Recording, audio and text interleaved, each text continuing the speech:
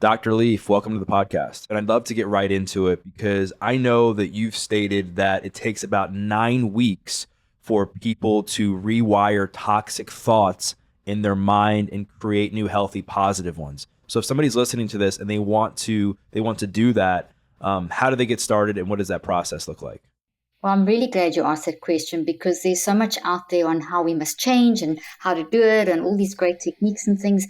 But in order for change to actually change the networks of your mind brain body connection, which we call your psychoneurobiology, that does not happen in 1 day or 5 or 21 or a couple of attempts now and then. The mind brain body network it follows a very deliberate and intentional step by step process that's very complex in terms of all the biochemistry and neurophysiology, but you can simplify that process and you can direct the process. And that's been the kind of substance of my work for the past 38 years, is trying to find out how can you do this effectively and how long does it take for change to take place. Interestingly enough, there's not a huge amount of research in the area, which is why I'm trying to do more research. There's research, but not enough. So generally people believe that research has shown that it takes around 18 to 59 to 66 days to basically change. So research shows that if it's a simple behavior, like you just want to train yourself to make sure you go to the gym every day or something like that, get into a routine, that will take maybe around about 18 days. But to get something complex changed, like if there's an issue in your relationship or you're triggered by certain things or you're battling with depression related to some sort of trauma or something, that is not going to go away in a quick time. Even if you identify the root cause and you do all the great stuff that there is out there, you have to stabilize that process, that new way of functioning over a period of time. And we see that it takes minimum a multiple of 3 lots of 21 days. So around about between 59 and 66 days. And the more complex behavior, you may need multiple of those.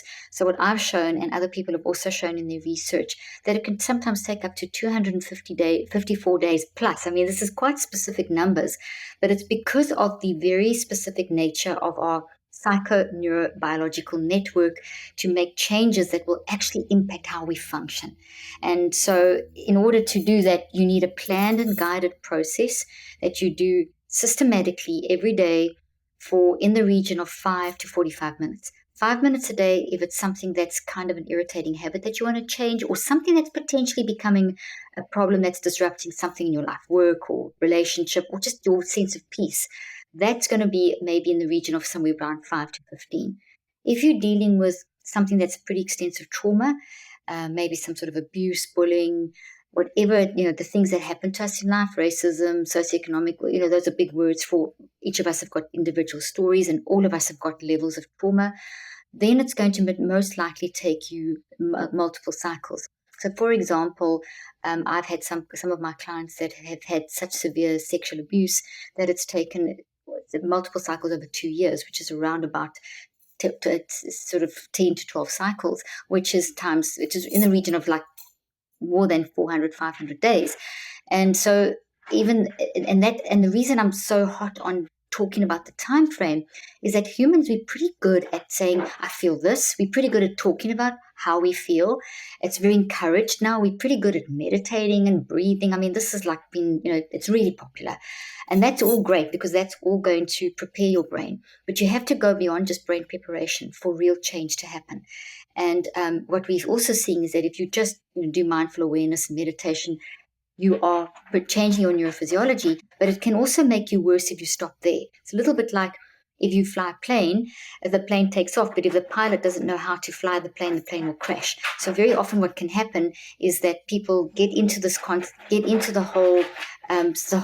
whole becoming aware, mindful, naming the emotions, and then they crash, they get worse. So this is why we need to have a plan and guided and deliberate and intentional process. And that's the neurocycle that I've developed. It's not a new therapy method. It's not a new type of magical technique or magic bullet. In fact, it goes back to the old-fashioned thing that if you really want to change, you're going to have to work hard at it. There is just no ways around it. Because often we'll tell people, you tell a person, hey, you've got to work for 9 weeks to sort something out. And they'll say, well, I don't have 9 weeks. I don't have 15 minutes a day. Just kind of swap out the time that you may be spending on social media and then work directly on, pay attention to that issue. But the big thing, Doug, I think is it's critical here is that your brain is changing moment by moment every day from the moment you're awake until the moment you're asleep. It's also changing while you're asleep, because while you're asleep, there's your mind is sorting out what the changes that the brain has made during the day. So if you don't do anything about managing your mind in this way that I'm describing, because it's essentially mind management, essentially then you're still changing, but in what direction? So you can rather direct your direction of how you want to change. You can't change what's happened to you, but you can change what it looks like inside your psychoneurobiological mind, brain, body networks, and therefore how it plays out into the future. And to do that takes these very specific cycles of time, of dedicated time that you've got to spend. I don't know if you want me to talk about the neurocycle. So any technique you use, if you don't put it in the right time frame, it's not going to create sustainable change. So the actual step-by-step process is to first prepare your brain and calm it down and calm down your neurophysiology. If you have something that is like an intrusive thought that's coming up and it's, I'm not good enough, your intrusive thought's your best friend. Why is it your best friend? Because it's giving you information. A lot of the times we push those back down and that gets worse because those thoughts are real things. They are made of memories and they are in your brain as real proteins and structures. This is all neuroplasticity stuff. So if you're going to if you don't do anything with that thought that's coming up, it's going to actually go back into the unconscious mind stronger than before. And then it's going to keep you stuck in that cycle and actually getting worse, not just stuck, getting worse.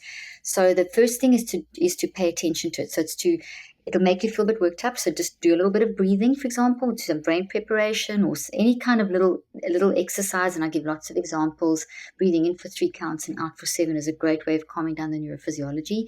If you don't, it's very difficult to do the next steps. So we've got to calm down first. So first a little bit of brain preparation, and then you go through a basic sequence. The first sequence is to identify how you're showing up around that thought. So if the thought is, I'm not good enough, okay, how does that make you feel? It's looking at 4 signals. So the first step is to gather awareness of these 4 signals of how you are showing up as this thought is popping in your mind.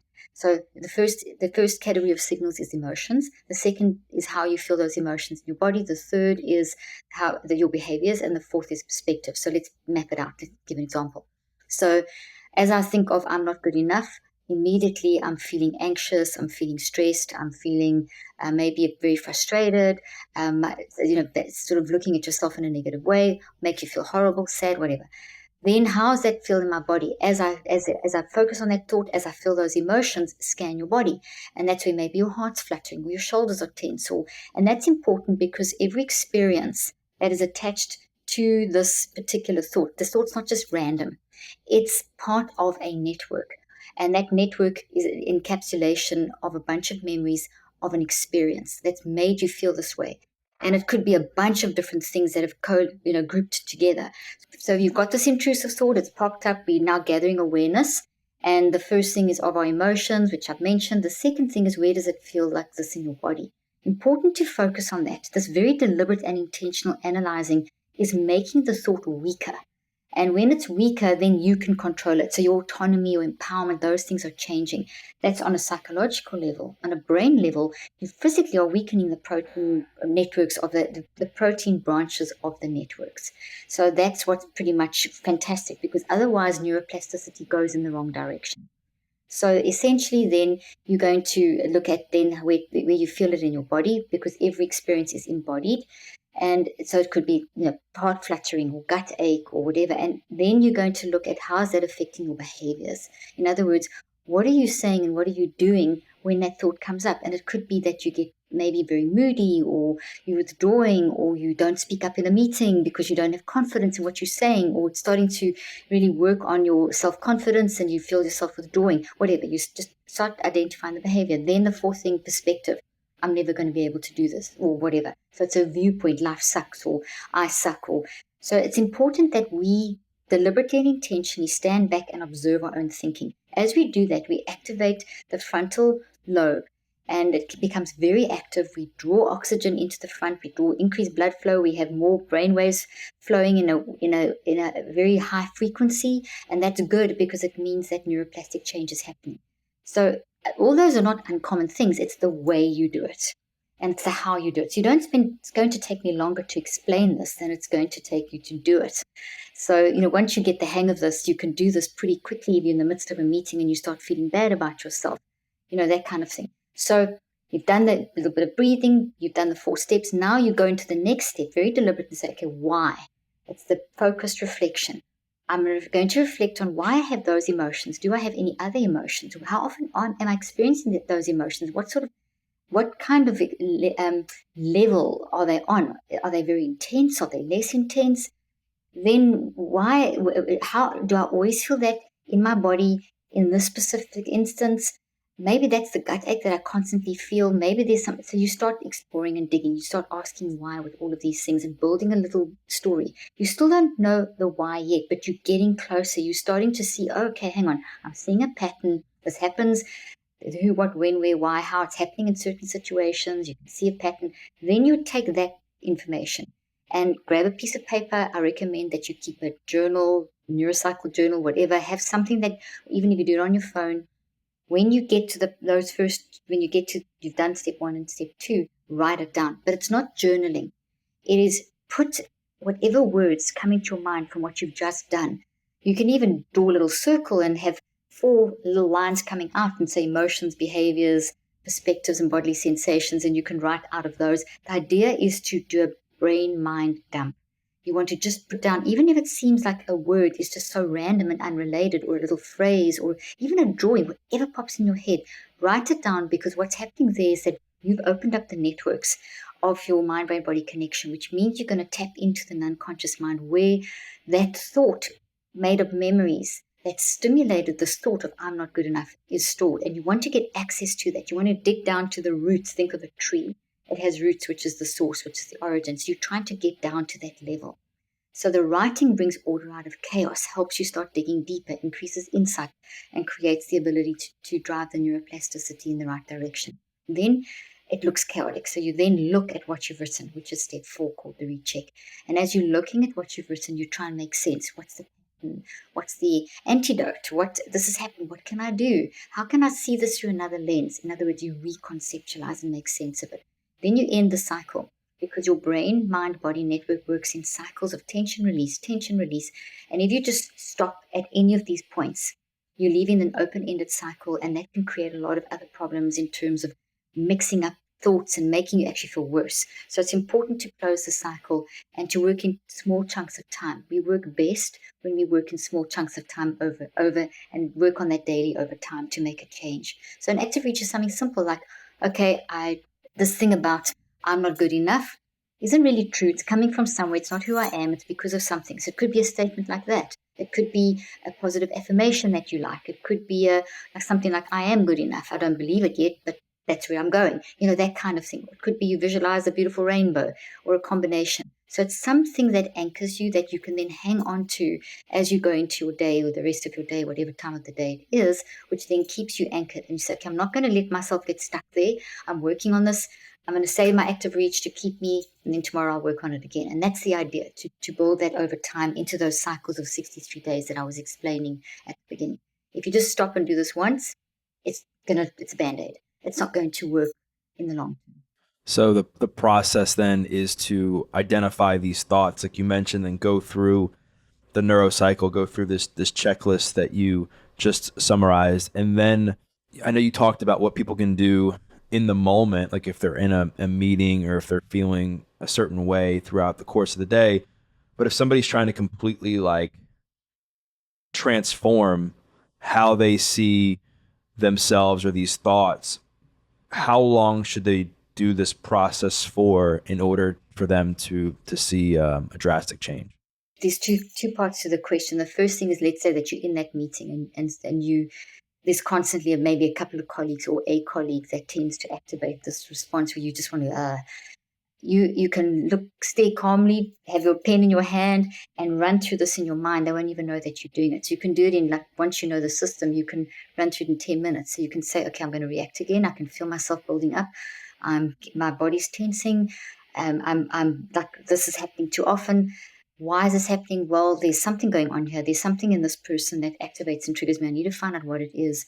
And then maybe you can write in that meeting. So maybe you you're writing down notes of the meeting, but actually you're just putting your thoughts on paper for that moment. Or if you don't have time, you can visualize in terms of like a movie. So imagine that you are flying above the scenario, you sitting there, this colleague sitting there, and you videoing the situation using your iPhone. And that's a scenario we can all put ourselves into really easy. It's called the multiple perspective advantage, where we can look at this from multiple perspectives to get an advantage. As you do that, it stimulates a lot of genetic changes happening in the brain, and it collapses all this energy in a way that you can actually start getting to some kind of conclusion and management in your mind to help you not react or get upset or whatever, which use wisdom, creativity, etc. And then you can just visualize that. You can still be staring, you can still be smiling, whatever. And then you can say, okay, well, this person's obviously reacting to this. It's triggering me. This is fourth step now. I need to get through this meeting. This is really important. So I need to stay calm. So I'm going to go away from this and work on this tomorrow or tonight or whatever, and start working on this daily. So you give yourself a little bit of a pep talk and say, this person that isn't, and then you remind yourself, this person is showing up like this because they got issues. And that, whatever that is, we're clashing. And so let me have a little bit of empathy. Let me recognize that's not who they are. And that shifts yourself into sort of a compassion state where you can be compassionate towards yourself and the other person, calms you down. And then your action would be, right, let me get into the meeting. Let me put that aside for now. Let me hear what they are saying.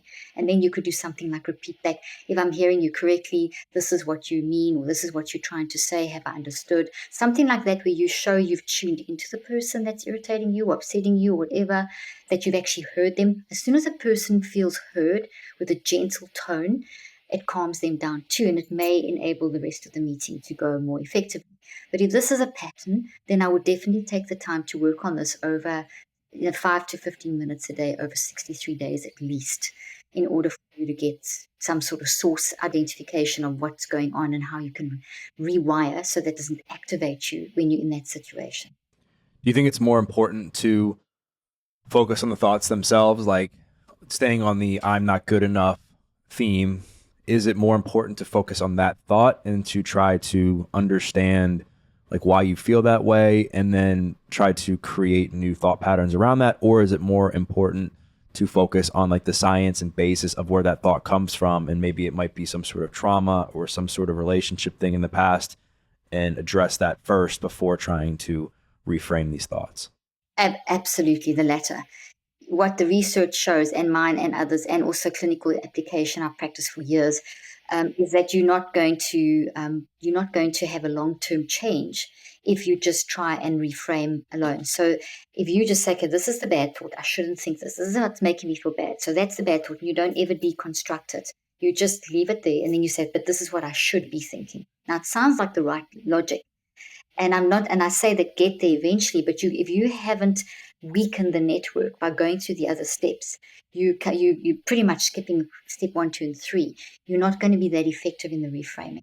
And so that's step 4. You need to get more steps in prior to that. And then there's that's pretty much cognitive behavior therapy, where it's swapping one thought for another and saying this is bad and I'm going to do this and that kind of thing. It works only when you put it in the right level in terms of sustainable long-term change. So use those techniques, but stick them in around step 4 and even step 5. Because once you've done a reframing, and you said, this is not the truth, but I'm working towards the source, you then slowly over time can use little techniques to eventually, as you're finding the source and rewiring, because it never goes away. Whatever caused you to feel that identity issue of I'm not good enough has come from something that's gone on in your life, because how we show up has a because of. So if we can constantly realize, once I know the because of, I'm deconstructing and then reconstructing. Can't change what that person or persons or whatever situation, but you can change what it looks like inside of you, and therefore how it plays out into your future. And that comes through a very intensive deconstruction, reconstruction process. And then as far as utilizing this same process for kids, like parents who have kids, I know that like one of the hardest thing as a parent, I'm not a parent, but just from what I've heard from parents, is that when their kids have these self-esteem, self-confidence issues, or having trouble at school with the way they feel about themselves, how can, like, once parents have identified how they can self-regulate themselves and then use that process to regulate their own thought patterns and how they behave themselves and that sort of thing, how do they transfer that to kids when I think a lot of times I think of myself as like a 12-year-old or a 15-year-old. It was hard to get through to me. It was hard for me to listen. I just wanted kids to like me. It didn't matter what my parents said to me. So how can parents have utilize this method in a way that's going to actually be effective? Well, that's, what you say there is, it's a great question. And what you say there about, not wanting to, just wanting to be accepted by your friends. We know at the different age groups that, for example, adolescents, that sibling, not sibling, friend relationships are priority, and it's friends, siblings, parents, in that order. And it's different when the child's younger. And so we have to always remember that this is really important to get that order in our heads as parents. I'm a parent of 4. My kids are all adults now. And I've worked extensively in my practice with age groups as young as 2. And you can teach this to kids as young as 2 and 3, which is the reason why I brought out this most recent book, which is how to help your child clean up their mental mess. But Doug, this is a question that's asked often. And I'm really glad you brought it up, because if people often say, if you had to do one thing with a mental health crisis in children at the moment, what would you do? And it's kind of your question too, is to help the parent help themselves first, because what you do is what they do. Your anxiety travels through to the child. The well-being of your child is very dependent on how you will manage your well-being. And it's an ongoing process. And we can't medicalize misery and pathologize childhood and all those things. We need to tell a child, when we're feeling freaked out for something or another, it's okay to say, listen, I'm having a bad day. I yelled at you. I didn't mean to. And I know I said things that hurt you. And I want to help unpack that and see what I said that hurt you. But I'm like this at the moment, and it's made my whole body tense. And there's this and this going on. Obviously, language and age appropriate. And I break that all down in the book of how to use language for like a 3-year-old versus a 5-year-old. And my previous books are adolescents and onwards. But you modeling is the primary number one thing. We have to help and educate the parent, the caregiver, the teacher, and then that's what carries through to the child. And the reason being is, if you remember as being a child, is children are very authentic, and they really respect and honor authenticity. They would much rather you freak out and own your freak out and say sorry and explain why. Otherwise, if you suppress it or hide it, the immediate thing for a child is, even an adult child will think, what have I done? Because of the nature of that parent-child relationship. So, and then the authenticity aspect disappears if you don't explain why you're at, and then you've modeled. So if the child gets the message, oh, okay, life is hard. Even my parents or whatever are battling, but they're honest, and they're saying sorry, and they are working it out, and they are owning how they feel, and they're allowing themselves to feel those things, and they're doing something. They're not staying in that yelly place or shouty place or angry place. They're doing something about it. So this whole principle that I applied in my practice and that I've done in my research and that I've put into this latest book is, let's work on ourselves as parents, and then let's create a parallel system where we help our kids and teach them how to do it. So obviously those 5 steps, teaching a 3-year-old is different to teaching an adult. So I've broken it down into simple with lots of cartoons. We actually created a cartoon called Brainy, and we've created a toy, and we've got a coloring book, and this little cartoon appears throughout the book, and kids relate to cartoons, even adults do. And so how to identify those 4 signals, you can just point to Brainy and that kind of thing. So I've given a lot of very simple ideas and tools to help teach those 5 steps to kids. One of the big things that really makes this very, very easy and a teachable kind of thing is to designate an area in your house as a training ground. Think of it. If you go to the gym to do gym, you get a yoga mat out to do yoga, you clean your teeth in the basin, in the sink, you cook on a stove. That idea of designated spaces for certain things is a very normal kind of concept. Apply this to mind. Mind is driving the brain. It's driving the body. It's your number one thing. Without mind, you're dead. So mind, messy body, messy brain, messy life. So mind needs to be a priority in a way a child is brought up and in our adult lives. So therefore, having a place in your house, like just having a little chair in an area that if you feel sad, you go sit there. You demonstrate that. Let's say you walk in the door and you yell at your kids because you've had a bad day. Go sit down on that chair and say, oh gosh, I need to say sorry. I need to work this out. If your child throws a tantrum coming home from school, or you pick them up from daycare and they're upset, or they're teenage and they're withdrawing in their room and they just don't want to talk, encouraging them to say, this is the safe space. No matter what you say or what you do, no judgment here, just support. I know this is not who you are, you're showing up like this because of, can I help you walk through that process? So that's a summary. Obviously, it's going to take time it's going to take you 9 weeks to just kind of get the system going in your house and in your home and in your lives. But your brain's changing regardless, and those things are never going away. Life is not going away. So this provides a lifestyle that you can adopt that is working within the parameters of the psychoneurobiological network and therefore creating sustainable change. Let's stick with an example of like a teenager, because I feel like when kids are teenagers, I think it becomes more challenging because now they're more influenced by their peer groups. They're older and they're developing more, their brain's growing, they're developing some thoughts and values for themselves. And I just think it makes things a lot more different when you're a parent, as I've heard, and just being a kid myself in my own experience when I was younger. So using the example that we did for an adult, where kids are, maybe they're not feeling confident with themselves, maybe they're not feeling good enough, maybe they are having some sort of self-image issue. Assuming the parent has already taken care of their own quote unquote stuff, what's the process like from there? If a kid comes home and is saying the things that I'm just conveying to you, how does a parent effectively respond? And then what are the daily things they should be doing with that kid to help them rebuild their self-confidence and self-esteem?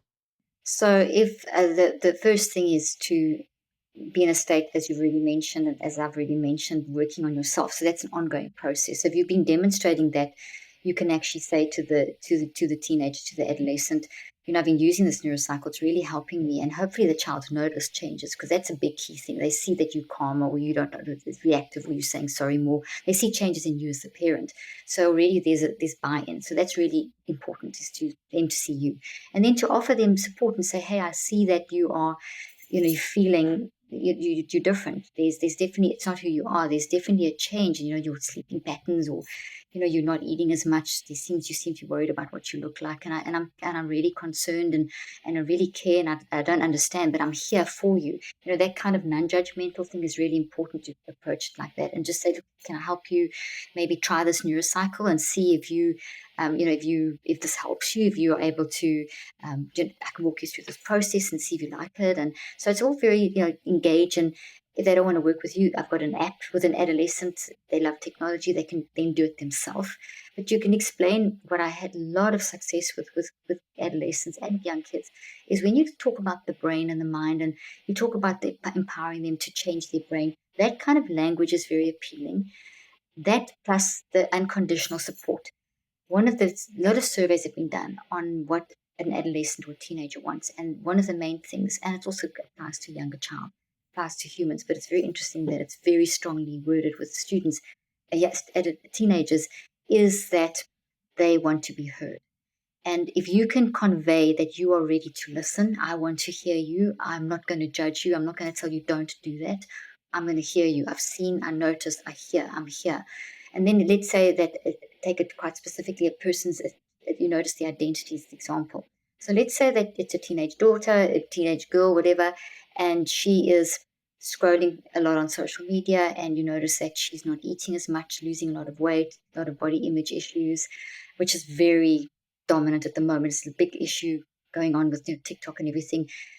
The thing is, the thing to say is to explain to them, how the brain works is whatever you think about the most grows. And there's nothing wrong with social media, but how you manage social media is really important. So if you spend hours, if you're spending a lot of time every day looking at that person's supposedly ideal body weight and believing that if you don't look like that, you're not good enough, and that your identity, it's a distortion that's building in your brain. It's actually wiring in your brain, and it's kind of like a lens that you're looking at everything about yourself, literally like I'm holding up my hands.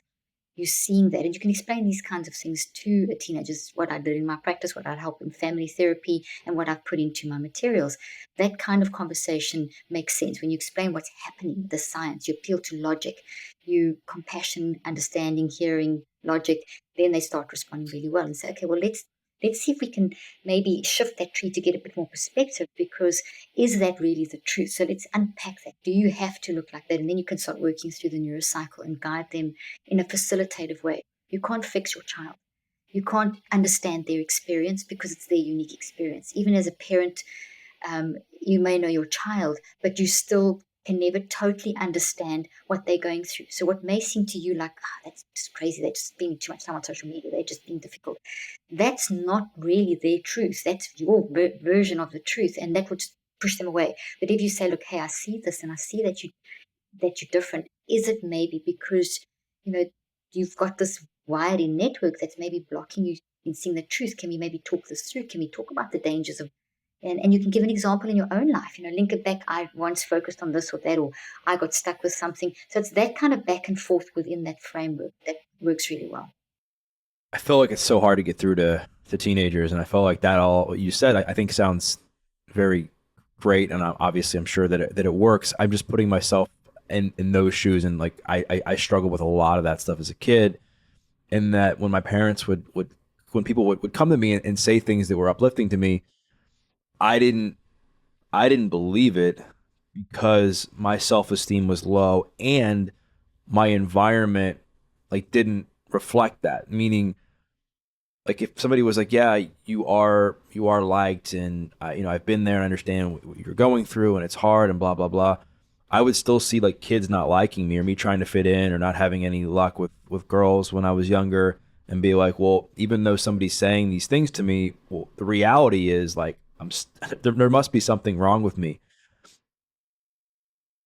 If somebody is going through something like that and they're they're getting some resistance where what you just said maybe isn't getting through to this kid is still saying like, listen, like, I understand what you're saying, I love you, I'm still having trouble though, kids don't like me, like I don't feel good about myself, like what's wrong with me, like what are some steps that these parents can take to help these kids feel better about themselves, even though the environment that they're in most of the time at school might not be helping them, feel better. So, yeah, brilliant question. One of the big things with that, with the literally the first step of the neurocycle, is to let a person get their feelings out, and you may have to hang around that for a while. So it's validating. Hey, I want to hear what you're telling me, and it's not coming in with an immediate quip of when they say, "I've all the things you've just said. I don't feel accepted. I'm still, they don't like me. They don't want me around. I feel lonely. I hate this." You want them to get that out, and you just want to keep quiet and listen, and listen as long as they need to be listened to. So that first step, you may hang around that gather awareness, which is just letting them get it out, and you just sitting there and with compassion and no judgment, the way you look at your child, your adolescent, your young child, whatever age they are. It's like an adult.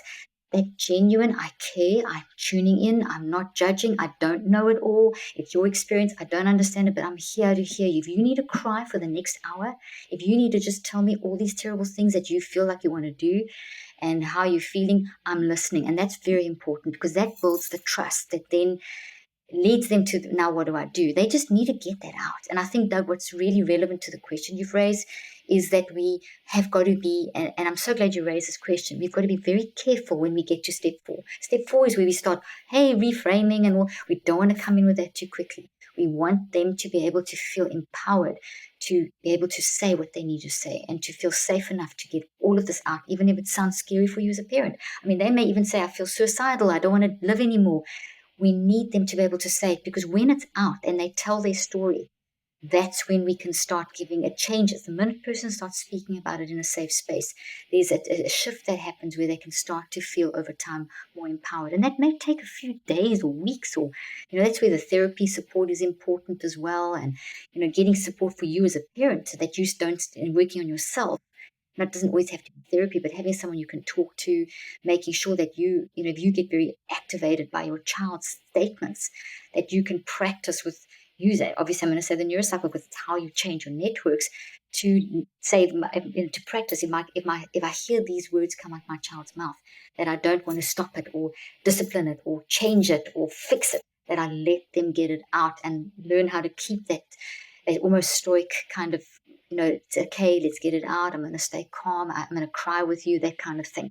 And that takes practice, but it gets through, and it pretty much works all the time once you've practiced knowing how to keep quiet for as long as you can. And they will then turn around, excuse me, and ask you the questions. What do I do? And that's when they're ready. for you to step in and help with the reframing. And even there, you've got to be so careful of the words you use. It's never you are or do this. It's more one of, should we try this? Maybe this will work. I've kind of tried this once and that sort of helped me. Do you want to try this? So that sort of thing. I feel like people in general a lot of times can be more detached emotionally, given social media and technology, where it can be hard to tap into what's going on, beneath the surface sometimes, and especially with kids that aren't maybe used to talking about their emotions. They don't know how to. It's uncomfortable. They might feel judged and a sense of judgment and shame. And a lot of kids, their main mode of communication with their peers is through apps on social media and technology. And with that said, you're a parent, you have kids, right? Have you found anything that's been effective in your own personal experience, your own personal life, to getting your kids to open up emotionally about something that they might not want to initially? Because I think, like, listening to them, that's obviously, it's super important, and I'm really glad that you brought that up. But I think the hardest part is getting them to open up in the first place. So That's the challenge. And that's not going to happen in one conversation, Doug. That's the lifestyle. And that's why we want to start this from young. And, my kids, fortunately, I did a lot of stuff wrong, and obviously I've come with my own baggage because no one's excluded. Everyone's a mess. That's bottom line. And you're going to mess up your kids regardless. So we have to accept messy parenting, and we have to take ownership. And that's the approach that my husband and I've had with our kids. And obviously, as a parent and as a therapist for years working in this area, it's not going to happen overnight.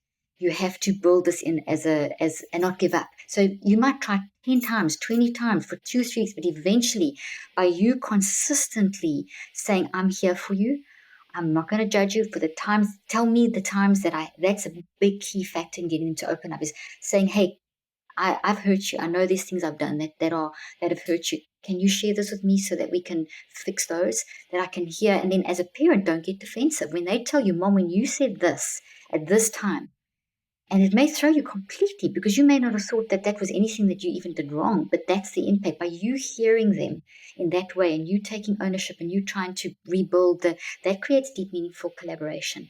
And then they feel safer and safer to be able to share those things with you. So it's a time thing. And that's why, Doug, one of the main reasons that I've written the book currently for 2 to 10-year-olds, if you can start giving a child the tools to tell their story from as young as possible, when you can start modeling, you setting them up then for adolescence. So I'm approaching this from both sides.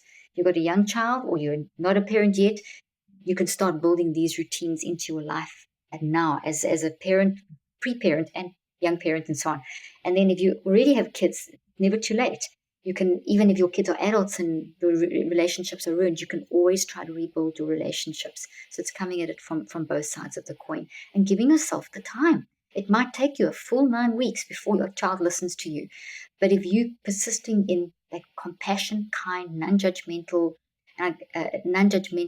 ways, eventually that hard outer protective layer that they built to cope will start cracking because they want to be heard. They're desperate to have that. You know yourself what it's like as a teenager. You just want someone to help you.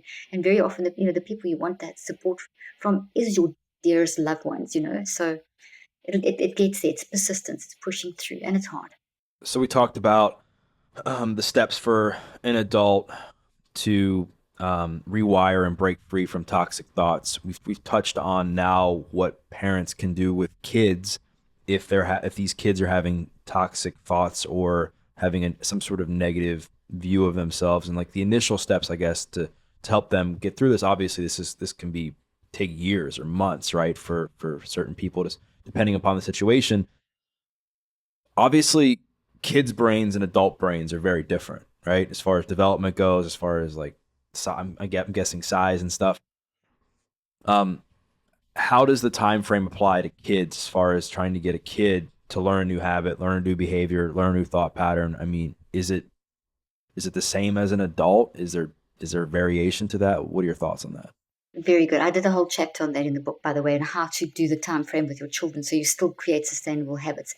Children learn these kinds of things quicker than adults, number one.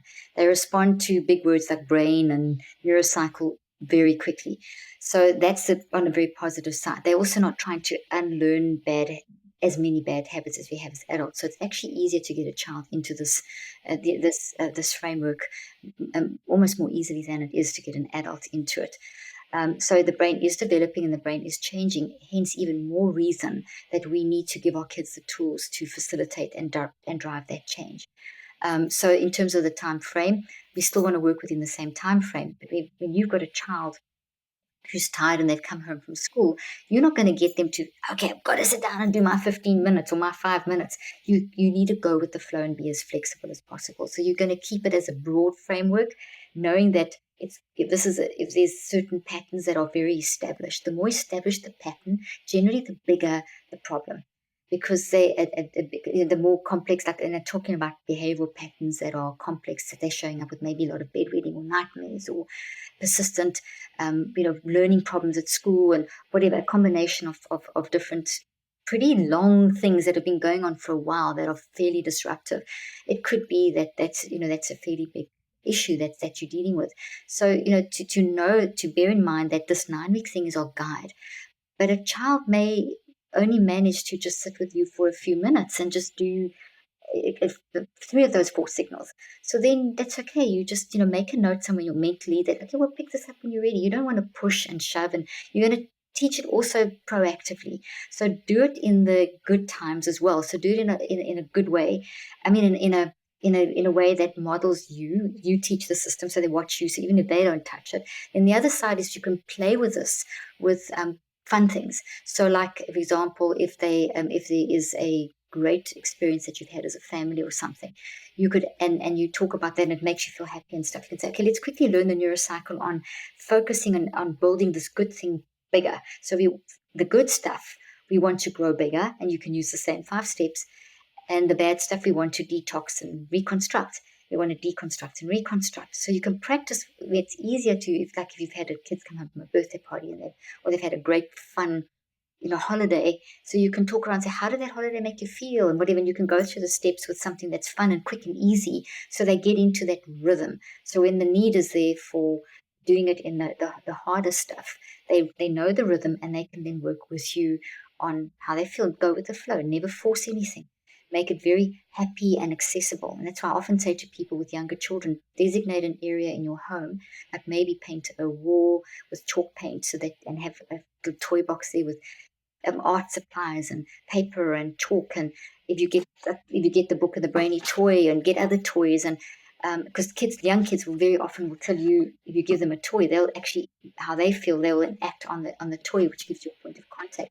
But by having this place that they are involved in creating, that's a safe space, let them experience that safety, so that over time, as they learn and get into the rhythm, they'll flow with it, but never push it.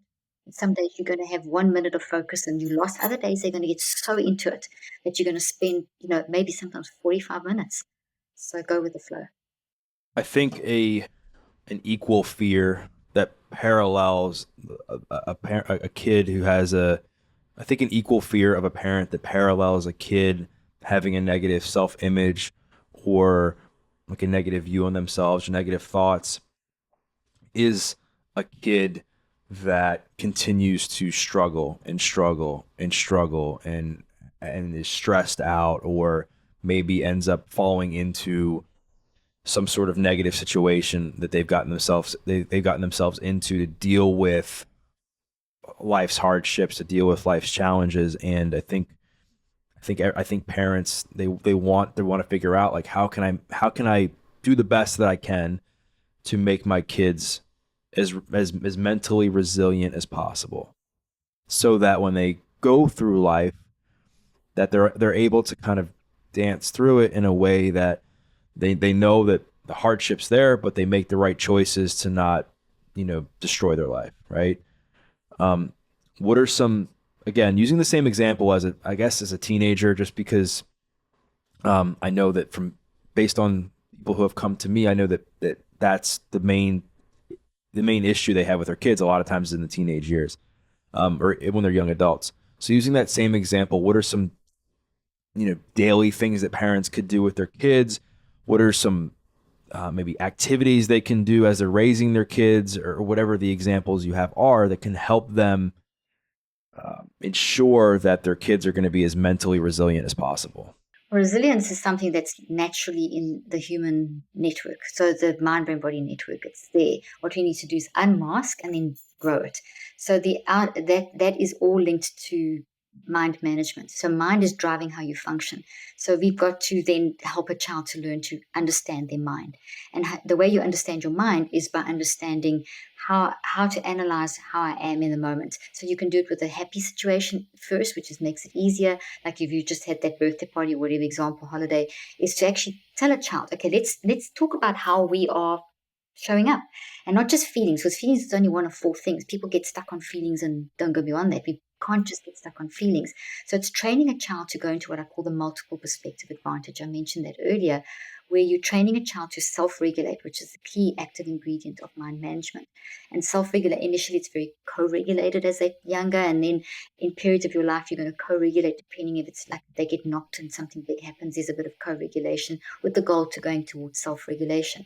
And so the multiple perspective advantage is a great way of starting that. And that's just this ability that we have, is to stand back and observe ourselves and practice that. You can get two chairs. I would do this with my young and adult patients and adolescents, is get two chairs and sit on one chair and tell how you feel and how that feels in your body, go through those four signals, even to tell your story, whatever, and then go in the other chair. And now you are also, it's also you, but now that's your wise mind talking to the messy mind. So that's the messy mind talking about how they feel. And then it's the wise mind analyzing and repeating back to them what they're doing. So it's role play. And as you, the more, it's a skill you're developing. And as you develop this ability to stand back and observe, you then kick in. If a child's, using AI, if a child's on social media, they can learn to, if someone says something to them, which is going to happen, the struggles of life, you have become a safety net parent versus a helicopter parent, because you've actually taught them to first, you've trained the skill in them of being observant and self-regulating and recognizing, okay, when I notice this is something wrong, so therefore I need to stop, I need to pause, I need to actually stop whatever I'm doing until I've worked out what's going on, get some help, talk to a parent, whatever. That is a skill you can develop, and that then builds resilience. And every time a child goes through a situation, young or old, young teenager, adolescent, going into adulthood, each time they go through an experience, each time we go through an experience, we are adding a level of resilience. We are unmasking another layer of resilience. And if it's a steady forward progression. So that is it's the time thing again. It's the work within the framework. Does that kind of help a little bit in terms of guiding? And start with yourself again. Practice as often as you can. If you are anything that whenever, just, oh gosh, I feel so irritated today. I feel so tired today. I woke up tired because of you modeling that. Classic thing we came back to is giving your child the tools as well. They're learning it from you, and then they learn to self-regulate. When you say sorry, you're self-regulating. You're teaching them to look at their impact on others, building empathy, etc. How do you, if a parent's listening to this, how do they avoid trying to fix it? If a parent's listening to this, how do they avoid trying to fix a situation? Like if a kid comes home and let's just say they got a D on a test or something like that in school, and they're like, my teacher did this, or I didn't get enough time, or blah, blah, they start to come up with excuses. And because I think parents want to always give their kids the benefit of the doubt and see the best in them, sometimes, again, I'm not a parent, I've just only heard through speaking with a lot of parents in my profession that, sometimes I've heard parents go and want to go talk to the teacher and say, like, what happened, why, blah, blah, blah, blah, right? And obviously that can present its own set of problems because of what you're showing, how that message is being relayed to the kid. And then on the other extreme, you have the parents sometimes where they're like, I can't believe you got a D. You can do better than that. You suck. Like, I can't believe this, blah, blah, blah. You're not going to do this. You're not going to do that. What's the word? How does, again, I'm not a parent, so I can only, I guess I don't have as much credibility as somebody who is. And so what I'm asking is, if somebody's listening to this and they want to, again, while it's not going to be easy and it's not going to be perfect and every situation is going to be different, is there any kind of general framework you would recommend to deal with a situation like I just described in a way that's going to help a kid feel empowered, but also accountable? So that's going through from the self-regulation process. So it's really important that we don't bubble wrap and helicopter parent, which is where you are hovering, and as soon as you see any discomfort, you're going to remove the discomfort. We need the discomfort, like the oyster concept of this, how the pearl forms. We need to not pathologize childhood. We've got to get out of this mentality of the biomedical model, which is if you see your child do X, Y, or have X, Y, and Z emotions, you've got to get to a doctor and get a label and there's something wrong with their brain or something wrong with them. We need to just accept that life is messy, and we need to get that message through to our kids that life is messy. And let's analyze this in a very curious and very logical way and see what the best way forward is. And that's safety net parenting. And if you think of a safety net, acrobats, they climb up the side, they fly all over the place, and there's a safety net at the bottom if they fall. We've got to let our kids climb and fall, and we're there when they fall. But the helicopters, you're hovering constantly, you're doing everything for them, and bubble wrap. That teaches them no resilience, no skills. It's entitlement. It breeds narcissism. It messes with identity. It leads to a lot of sort of abuse of other people, that kind of thing. And that's not healthy for a child, that's for anyone. And people suffer from that kind of thing. So often people think they're doing the right thing for their child to protect them. You have to know how to be a safety net parent, which is stand back and let them work this thing out together and say, okay, if I go to the teacher to talk to them about this, we need to talk about the consequences of that. If that's the best approach, what are the pros and the cons? So you're teaching them to analyze. So it's not just, okay, I'm going to go and talk to that teacher and I'm going to get that child, or I'm going to talk to that parent, which is listen, I'm a parent. When my kids were bullied and they've all had a chance of being, everyone kind of have had experiences with something that they've been hurt. I wanted to dive in and fix it, and I had to hold back even all the stuff that I know. When you're a parent and you're in that emotional state, the first thing you want to do is let me remove the problem and let me not have any pain for that child and take all that pain away. You can't do that. You have to work it through with them and analyze. Let them see how they are experiencing that, and let them look at, okay, what would the possible solutions be? And when they say, well, what could I do? I say, well, here are some options. These are the consequences of the options. And that's very good, because then they see they see the options and the probable consequences. And then there's a decision making, a joint decision making, and that's empowering. Then you're teaching them to analyze. It's like free, unstructured play. We don't have enough of that in this day and age. Children are hardly having unstructured play. It's all very helicopter parent supervised play. And that's not good. Kids need hours every day just to go and be out there with their friends. And if they're having a fight, not intervene. Let them sort it out. Obviously safety measures are put in place and you're not going to just let them roam free, but they do need to have unstructured play to be able to explore and solve and deal with problems. And if they keep running to you for every fight or every argument with a sibling, they're not learning the skills. You stand back and they'll come to you, but you stand back and say, what do you think we should do? What is going on here? That is really important. So giving them the power to try to make their own decisions and their own choices. Because I think, and facilitating. So you're not fixing, you're facilitating. That's what I'm just saying. You're facilitating a process. Because I think intuitively, kids know like what the best approach is, right? Kids know that they're not going to go in, that it's probably not the best idea to go and scream at their teacher, right? Or yell at their teacher, right? Kids know that the best approach is a lot of times it's not to say anything, right? They just don't know. I think they just don't know what to do or how to say it. So if I'm understanding correctly, so that way we can just put a bow on this part, that if somebody comes home, they got a D on the test, the best thing that a parent can do is acknowledge it, and then maybe give, talk about, ask their kid what they think the best solutions are, or maybe the parent identify 3 different solutions. Like, hey, like here's a solution. Go in. You can talk to your teacher about it. Understand what went wrong. Blah blah blah blah blah. We could go in together and talk, but I'll let you do the talking. I'll just be there to support you. Or, the third option maybe could be something like a poorer choice, so that they can understand the difference between the two and be like, all right, or you can do nothing and see where that goes. And then like helping them unpack like where each of those decisions might lead them. Is that what you're getting at? Yes. So you do that, and make sure you do it in the correct sequence so that you get the brain networks activated so the actual change will happen. Otherwise, it's a bunch of words you're showing at the kids, and it's very messy and disorganized, and you're not going to have decent actual sustainable change in the child's life. So you want to equip them in an organized way. So run through this. They come home with a D. Then say, okay, how does it make you feel? Talk about, how does it make you feel in your body? What do you think happened? How are you reacting? Ask them the questions, let them answer. Why do you think it's happened? Let's write all this down. Now we go to the recheck where we say, okay, what are the potential ways that we could solve this problem?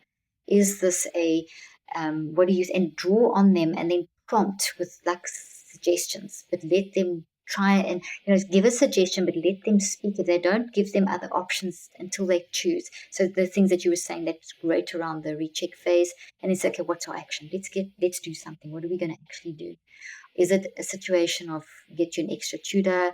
I spend more time with you studying, whatever. You get a solution, write it down, make a plan, and in that fifth step, the solution grows out of the previous 4 steps, but the action is written down. Make it actionable. We're going to do this, and then you do it. Commit to doing it and start the process.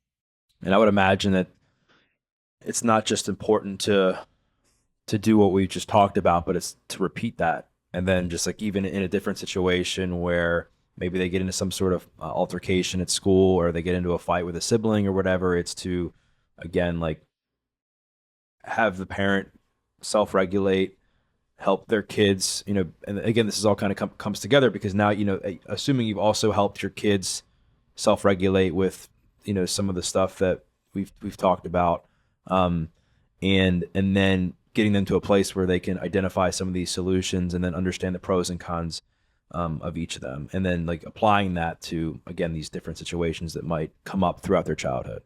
Absolutely. It is. It's not a one-off thing. This is like if you're going to train to become a pro athlete, you're putting in lots of effort. This is the same thing. We're becoming athletes in our mind, mind athletes. We're doing the mind training, and that's kind of not done as a very deliberate. We're doing it with our kids, but we need to do it in a more deliberate and organized way. Otherwise, we're going to land up getting them labeled and medicated, which is also not the solution. So yeah, exactly what you said there. Dr. Leaf, thank you so much for coming back on the show. If people want to connect with you, if they want to get a copy of your latest book, where's the best place to do that? Books, wherever books are sold. The latest book's called How to Help Your Child Clean Up the Mental Mess. My social media handle is Dr. Caroline Leaf. You can get everywhere from there. I have an app called the Neurocycle app, which is for adolescents and up. If you're putting a parent thing in there, then you can also access the book there. Our webpage is drleaf.com, and I have a podcast called Cleaning Up the Mental Mess where we talk about these things as well. And you'll be a guest on there soon, so people can hear you on my show. Thank you so much for that and for sharing all of your wisdom on the show. I will be sure to include the links to your stuff in the show notes. And thanks again for coming on. Thank you so much. You asked really great questions and very practical. I loved them. It was really great. Thank you. Thanks again. I think the audience is going to enjoy this one.